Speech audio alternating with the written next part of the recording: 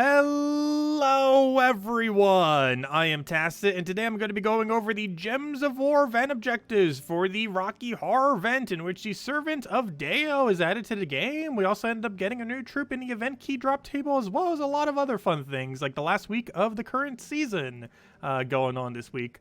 But anyways, as far as your troop, comes in with a bunch of brown purple arcanes at 300 each. The troop itself is okay, nothing too special, but of course it is summoned by the Deo, the new mythic that ended up coming in. And one interesting thing about it too is even free to play, you will be able to summon it because of the new legend and event keys, but we'll get to that in a moment. As far as this troop, it deals damage to an enemy and then gains pretty much the same amount of armor, boosted by their attack. This is of course at a 2-to-1, so if they have something like 100 attack, that'd basically in this situation be 95 armor then. The 50 from the boost ratio and then the 45 just from the amount that's doing there. So overall, not horrible in that regard, given that it does have 50% score reduction, so it can be used kind of like a standard golem of sorts. It does do 2 times damage to stunned enemies too, which has a couple synergies here and there, especially since you could use it on Obsidious on brown color restrictions. It would have pretty good synergy there, and also gets to gain additional attack when used with multiple different browns, gaining even more synergy from that. Overall, it's kind of average, nothing you would really use too much, but a pretty good summon for the new mythic that ended up coming in. One of his only few good aspects is that summon actually isn't too horrible. Not something you would normally put into your team, but to be able to guarantee summon something like that isn't necessarily that bad. As far as stats that we got going on this week, we do have 10% to all elemental as well as 10% to all mystics. We also got a little bit of extra souls if you want to use a Servant of Deo within a PvP or Explorer team. I wouldn't really advise this since there are so many more ways to soul farm since we got that new faction a couple weeks ago. So overall, you'd probably ignore this in most situations unless you're just running with a team of 3 that could easily put another one in. But normally you'd want to have something like your hero there in order to gain EXP towards it. As far as the event key drop table, it is of course Leonis Empire this week, which brings quite a few interesting things. The most noteworthy one, of course, being the new legend. So within the event key drop table this week, we do have, where did he go? He is somewhere in all this mess. He has an interesting mechanic to him. So he's 14 mana cost, red-purple. He's overall not really going to be used much. He gains some magic, and then either gains some life, deals damage to all enemies, or gains 10 magic. Similar to other things that have like a double or triple, especially these triples. Tends to not be as good just because of this randomness. He does have arcane, so he technically gains 5 magic every cast instead of 4. And the most interesting thing about him though, 25% chance when he dies, he summons Deo. Deo is a troop that you might not even own because it's from the season pass. So if you're playing free to play, this would basically allow you to summon Deo. Of course, the Deo would come in without any traits or anything like that, but you'd still be able to use its ability. So if you want to try the new mythic, even if you didn't buy the season pass, you could still technically use it, which is the first time they've done something like this. It'd be pretty cool if they actually start doing this in the future, since it's a way that free-to-play players can technically try out the mythic, if nothing else. It's a pretty bad mythic overall, but do keep in mind it will be untraded, unleveled, all that kind of stuff. Well, it'll still come in at level because it's a mythic, but it'll still come in with no traits and everything, so will be quite a bit weaker than it normally would be, but still can end up getting it 25% of the time. Overall, this troop is pretty useless, but of course for kingdom upgrading purposes. Leonis Empire, I believe, reaches 24 stars, the highest starred kingdom in the entire game right now, which is a nice milestone. Anyways, as far as everything in the event key drop table, everything you see here is in the drop table with 6 exceptions. The 4 City of Thieves troops, which are of course just from City of Thieves portals. The Deo, which of course is from the Season Pass. And of course the Emperor, which is also from the Season Pass. But everything else you see here is within the event key drop table. Overall, nothing really too good for pickups. Corvash isn't really used as much because Obsidious is normally used instead, though I guess it's a good lower rarity alternative. Divine Ishbala, I guess you might want to pick up. It is a nice 40% mana start used with Divine Ishbala Quillen team, so if you don't have her, you might want to pick her up. There's basically a lot of legends you want to get, basically, from this kingdom. Almost every legend is actually not half bad from this kingdom, whereas most of the other stuff from this kingdom is pretty abysmal, aside from a few key legends. So pretty much pick up the ones you want from there, and then probably stop opening keys unless you just really need the mythic for whatever reason. Though do keep in mind he is not in the drop table but the other two are, of course, the Flame of Anu and the Voice of Orpheus, both of which are pretty bad mythics overall. Anyways, as far as the events, this, of course, is the final week of the campaign. Luckily, we do have a extra skull and spell damage, so this will make it quite a bit easier to do than normal. The scoring is absolutely annoying, though. So, basically, how scoring goes is the Deo is the absolute highest with 8 points. The next highest is a Leonis Tower. So those two are the highest two that you want to prioritize. The Leonis Tower has 6. Then tied at 5 are both the Regent Khalif, which is that new legend, and the Servant of Deo. Those are both at 5. Then at 3 is a Wazir, and then all the way at the bottom is the Katib. So basically, in this particular instance where we're in these earlier battles, we want to focus on the Wazirs and ignore the Katibs as much as possible. And then from there, we are going to want to focus on getting the Regents, the Leonis Towers, and the Servant of Deos. And then from there, whenever you see a Deo, you just always go for it. Basically, if you see a mythic battle, you always want to go for it. If you see a legend, you basically always want to go for it. If you see an epic, take the Wazir, don't take the Kabit. If you do that, you'll pretty much be doing the best one every single time. So just stick with that and you'll probably be fine. The only thing you really need to know is Wazir is worth more than a Katib. As long as you memorize that, just take highest rarity and it should fall into place as far as being able to take the correct battle automatically that way. Otherwise, it gets pretty confusing pretty quick. Anyways, all the same stuff as normal. Aside from that, as far as other things that we got going on this week, we have Warrens on Tuesday. Great time to stock up on green-yellow arcanes. It's the only faction, for whatever reason, at least currently, that gives arcanes for the final room, which ends up giving it a ridiculously high amount of arcanes. So if you don't currently have a lot of green-yellow, well, now's your chance, or tomorrow's anyways, for the Tuesday faction event. Wednesday, we got Leonis Empire bonus pet. Nothing really too special with that. It's been out for a while, but if you want to get some extra bonus for that, I'll be available then. Thursday, we have a class event for Warpriest. Overall, pretty average class, not one you'd really use that often.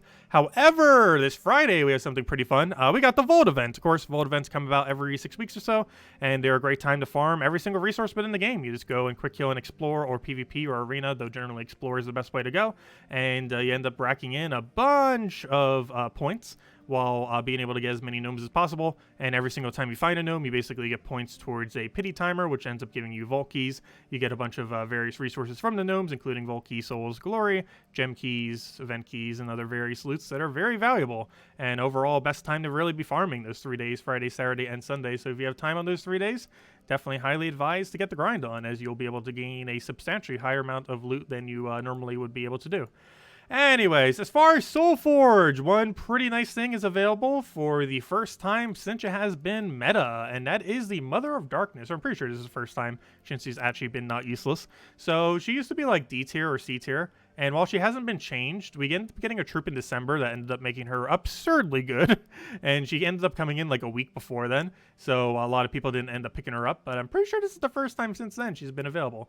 So Night Spider came in December, and Night Spider made this ridiculously good because it counts as a rogue, and it makes rogues just gain pretty much infinite mana, feeds a bunch of blue, feeds purple back to itself, the Rogue Spider, and basically this feeds purple back into the Rogue Spider, which allows you to feed blue into it, which basically just allows you to loop. It works really good with Rope Dart, which we just had the other week, so pretty much all the components to go make it once you get Mother of Darkness have pretty much been available in the last week, so yeah, it's all there. Ready to go, pretty much. So, yeah, really good damage. It also can do a 4 times bleed, and is also the most efficient way to do a 4 times bleed. Bleed, not really a mechanic you see too often. However, 4 times bleed stack does do 10 true damage per turn, which definitely isn't a small amount when combined with other true damage abilities. She also has stealthy, so she can't be targeted. So it ends up working out pretty nice. As far as other stuff you might want to pick up, Scourge of Honor. Pretty nice true damage, kind of like a Phoenicia, except true damage in a sense. A lot of true damage, gains most of its mana back, has a disease and curse spam, which can occasionally be decent if you need both of those aspects, and of course you boost ratios off of that for gaining his mana back. Overall, pretty decent true damage troop. Personally, not my absolute favorite in that regard. Grey King or something like that's generally a little bit better, or Weaver, just because they have more applicable uses in most situations. However, if you don't have Phoenicia yet, this is potentially a Phoenicia pickup in a sense. It's not exactly the same as Phoenicia, but it serves many of the similar functions while also functioning within true damage teams, so worth considering in that regard. The other overall Mother of Darkness, if you could build that Rogue Spider team, is highest priority. If you don't want to get in event keys, Voice of Orpheus is also available in Soulforge. Soulforge. I wouldn't advise it, though. It's a pretty bad mythic. But as far as good mythics, Catches the Bull is also available. He's one of the more upscaling one, really good with Yasmin's Pride, but you can upgrade him off of attack, life, or armor. You don't have to specifically do it off of life. Life's just safer because you gain durability, of course. But overall, pretty nice damage source. Generally, how you use Catches the Bull is you cast on second slot, you cast on fourth slot, and then you won. That is pretty much how he goes, and you basically just buff up to the point where he can end up doing that if he can't naturally do that on a given battle. Overall, I don't feel like I use him too much in the current state of the game. However, he's really good in any kind of game mode where you might need a scale like Tower of Doom or not invasions, factions and stuff like that. But overall, definitely a troop worth considering. Really well-rounded, boost based on all stats, so depending on how you want to build your team, you can kind of just do it anyway. And it gets a lot of damage down. Really good damage source to consider, if nothing else. As far as weapons, the final weapon is finally here. So about a year or so ago, we ended up getting a patch that ended up bringing a new weapon, a new epic weapon, to every single kingdom in the game, except for Broken Spire, which already had it. But essentially a new weapon to every single kingdom in the game. And now, after about a year and a half, every single kingdom has now rotated. And with that, we now have every single weapon, once again, free to play through the thing. If we go over here, you can see all 396, nothing under unknowns. But yep, all 34 of them are now available for free, or at least have cycled at least once, if you've been playing the entire time and picked up all of them. But there we go. All weapons have now been re-achieved. Of course, it's a completely useless weapon, but you get it mostly just for completionist sake, of course. Actually, pretty much everything available for weapons is just worth skipping unless you just want them for completionist sake. But yeah, if nothing else, it's cheap enough that you might want to pick it up if you still have some yellow after getting Rope Dart the other week. But overall, nothing's useful here. Anyways, other than the troops. But anyways, let's get into some teams then.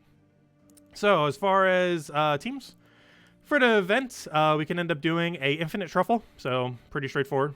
We have access to blue and yellow as far as restrictions, so yep, you can go pure blue, you can go pure yellow, you can go a mix of both. This is obviously just kind of a standard pure blue into truffle loop. You can end up putting a Doomed Glaive or Doomed Club in last slot with a Warden Hero class if you so prefer. However, it is cheaper to do it with Mirage Queen. Speaking of cheap teams, if you want to go super cheap, you can literally just build the Rope Dart from last week into a bunch of assisting troops. You could put another damage source in if you want, but I made this as safe as possible. Use Titan so you tank, you have Rope Dart for protection, and all your damage source. You have Cockroaches for the mana drain and the entangle and the brown accumulation.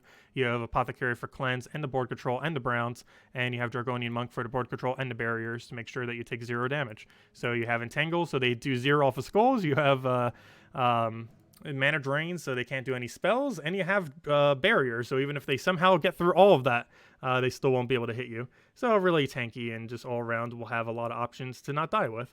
We'll be a little bit towards the slower side, but really cheap to build, all rares and ultra rares, using a weapon that we had available last week that most people probably brought up. Anyways, I kind of already showed this with the Rope Dart team and probably mentioned it like at least 3 times last week. However, it is worth mentioning again, especially now that Mother of Darkness is available right now, that this team exists. It is Rope Dart, Night Spider, Mother of Darkness, and Captain McCall. Captain McCall is here for the 50% rogue mana start. Everything on this team is rogue because we're using Corsair. Rope Dart goes crazy with its entangle and its true damage, all the movement and everything. Night Spider gives you infinite mana, and it boosts based on rogue, which is your entire team. And Mother of Darkness does her double tap, ends up cleaning up all the true damage kills, ends up feeding purple back into Night Spider, which feeds back into herself, and does a 4 stack up bleed that does 10 damage, true damage per turn. And one nice thing about this too is the Night Spider and the Mother of Darkness both have stealthy, so they cannot be targeted directly, which allows the main combo on your team that will be doing all the kills to survive the longest, which ends up obviously being quite beneficial. So yeah, really great team. Make sure to build it if you have the capability of doing so, as it is a lot of fun. Not the quickest PvP team out there, but it's definitely a lot of fun, and my personal favorite, at least what's currently available in the game. Anyways, as far as Warren's faction is a green-yellow restriction, if I'm not mistaken. As far as what you can run, you can just spam all finesse if you want to. Finesse into Nimbus Bow, finesse into literally any weapon as long as you go Stormcaller here. One nice thing about this is the kingdom does, or the faction does have movement, where it moves your first slot and your last slot and your last slot with your first slot. However, if they're both the same thing, they can't move it. So if you're running this finesse build, it won't matter, because if your 2 finesses switch locations, well, they're both the exact same troop, so it won't really do much other than maybe move one that already had some mana to your back. But aside from that, it will pretty much not affect you at all, which makes this team really, really good for running Warren, since the whole kind of gimmick of them moving your team around does nothing, because it's just moving 2 of the exact same troops, which obviously makes it pretty easy. As far as pure faction, kind of go the same premise where you're using the same troop in first slot and last slot, so the movement doesn't really matter. And you basically do 3 Lunas with a Bunny Corn, or if you really want to, you could just go 4 Luna. But the Bunny Corn's mostly just here because there's 75% mana start. It gains a little bit of yellow, which you can do into Lunas.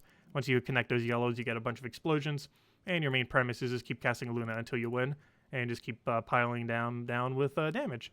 And anyways, as far as the Thursday class event, you could just do Dawnbringer as a triple Falconer. If you do not have Dawnbringer, you can run Summer's Fury or pretty much any red weapon that hits all enemies. Summer's Fury is just the one you get for free, so if you don't have Dawnbringer, you definitely have Summer's Fury laying around that you can just do there instead. It has a bunch of red links, so you feed into it. It creates red as well off of a half mana start, so you can get it pretty quickly to feed into it, and you pretty much just go from there. Also, if you happen to be using Summer's Fury, it's not even blocking Falconer on any mana, so you'll be able to get some mana a little bit easier as well. Though, if you do have Dawnbringer, it's a little bit better just to do Dawnbringer due to its higher amount of damage, and you'll pretty much be good to go. But anyways, guys, that'll wrap it up for this video. If you have any other questions, feel free to leave it in the comment section below. As always, we will be going over all of the Chapter 10 tasks, final week tonight at 8 p.m. Eastern Standard Time, as we do every single night on this channel. And yeah, we had the nice Vault event this weekend that we'll be able to farm. Also, I haven't mentioned it yet, but there is a good chance we're getting a patch this Tuesday. No official date for it, but it's probably either this Tuesday or next Tuesday. So there's a chance we get the patch this week. It's a relatively small patch, but it will allow them to add a bunch of special gems into the future that will be able to do weird stuff to the board, and some of them seem like they'll be a little bit fun, though the one that's coming seems a little bit annoying, and that's going to have like some kind of lycanthropy effect on it, which we all know how that went already, so we'll see exactly how that pans out. But anyways, guys, thanks for watching. Have a wonderful week, and I'll catch you guys soon. Goodbye, everyone.